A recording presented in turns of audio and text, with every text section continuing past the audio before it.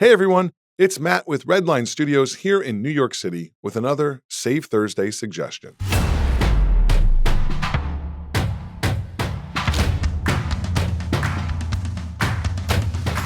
Save Thursdays is all about sharing film and television hacks that'll save you time and money.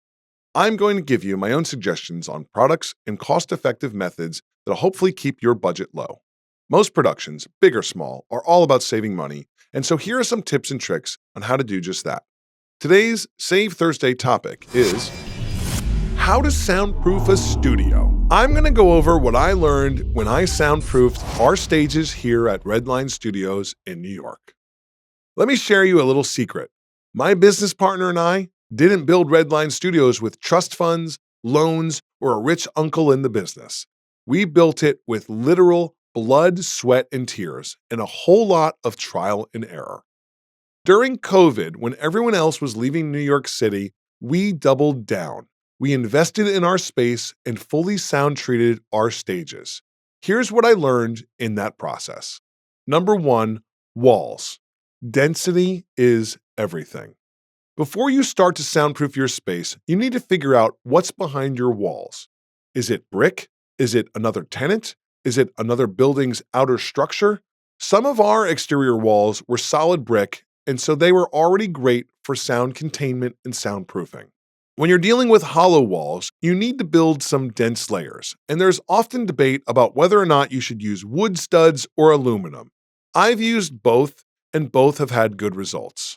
When I built out our soundstage and audio mix rooms above, there was one piece of equipment that was an absolute game changer. That is called the MetroFlex Resilient Sound Isolation Clip. These clips hang on what's called a metal hat channel, which are kind of like strips of aluminum that go left to right inside the framing of your room. The clips have these little rubber pads on them that also dramatically reduce sound transfer.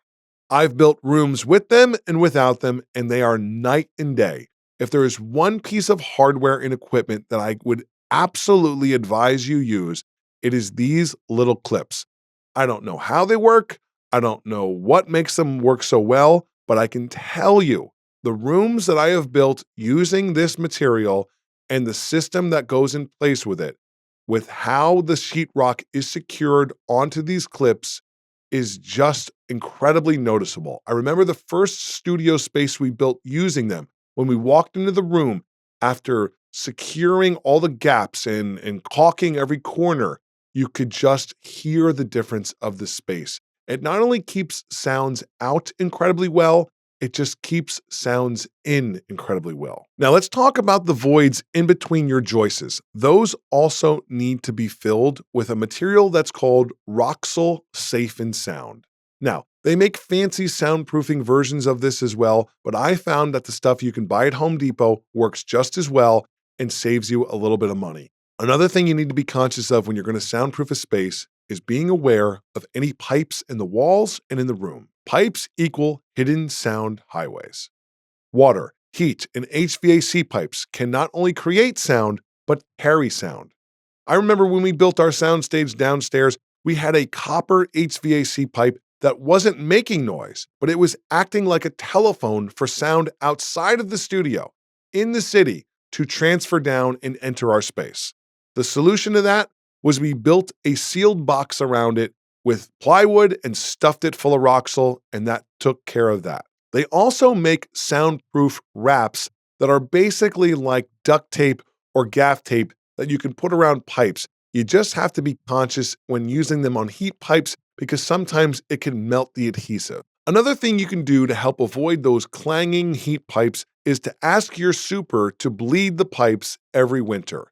This is something that is fairly simple, does not cost a lot of money, and will help drastically reduce the noise that those heat pipes cause when they clang and they get that steam going through them. For construction of new walls, you want to avoid perfect symmetry.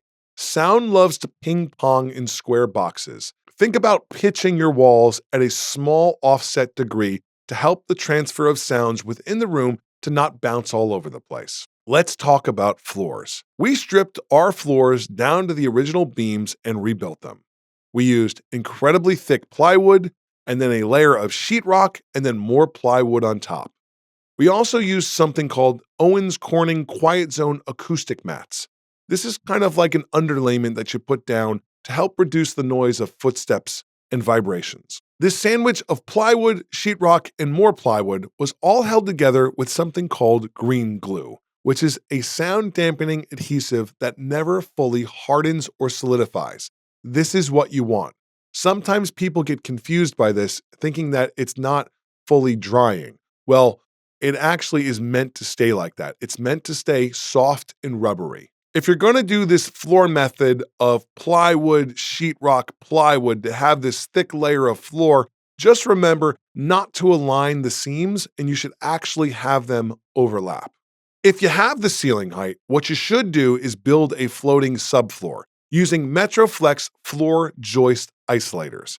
We honestly skipped this step because we're in Manhattan and ceiling height is not our friend, so it was not something that made sense in our space, but I have helped build other studios that went and used this product and used this method, and it is absolutely worth it.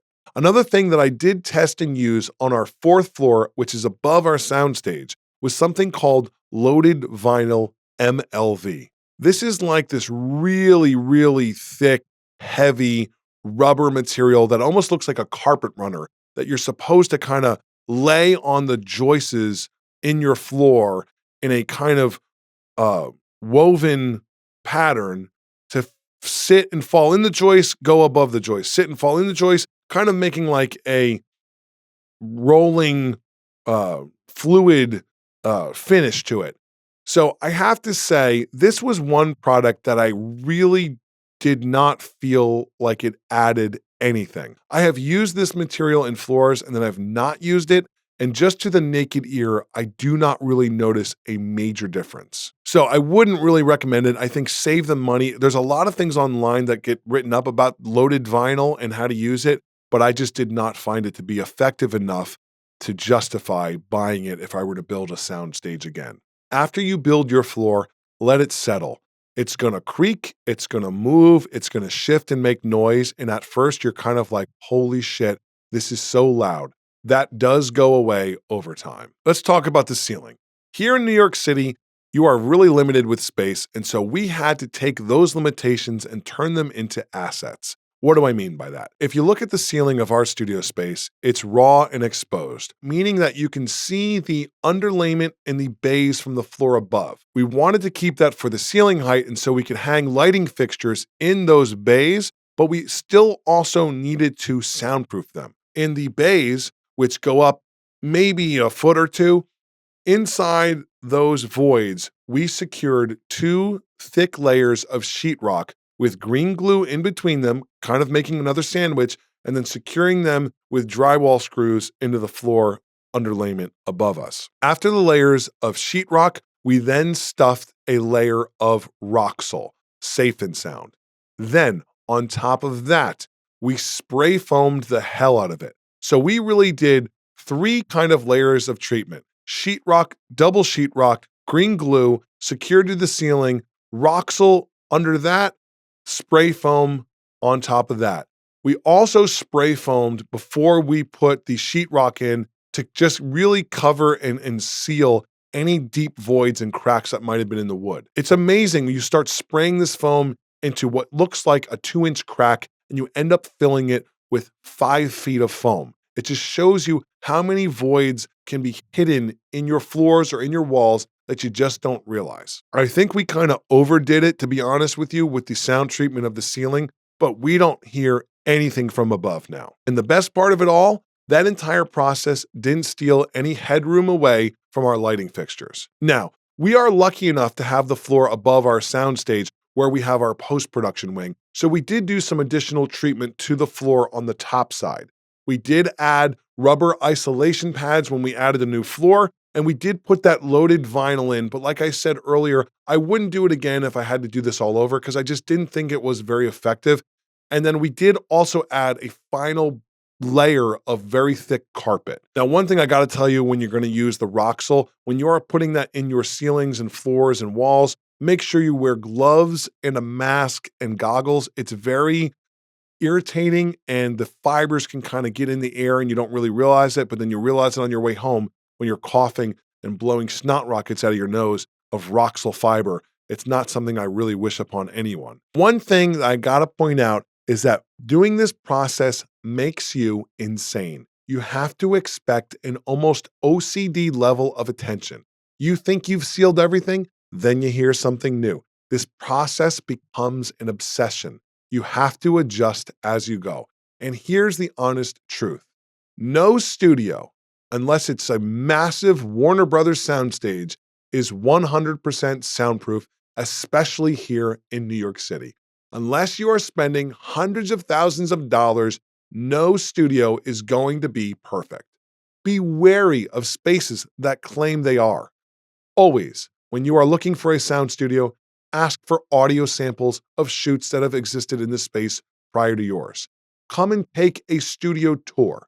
Listen for street noise, for HVAC noises, for footsteps and echoes in the space. If you have any questions about building or soundproofing a studio or stage, you can message me and I'll give you everything I got, because I would dread to have to do this all over again, going in blind. I learned so much in the process, and I know I didn't get super technical here, but I hope I at least gave you some information that is helpful. If you have questions about today's production hack or a budget-saving suggestion of your own, email us at insideredlinestudios@gmail.com, and be sure to like and follow our videos for future Save Thursday tips.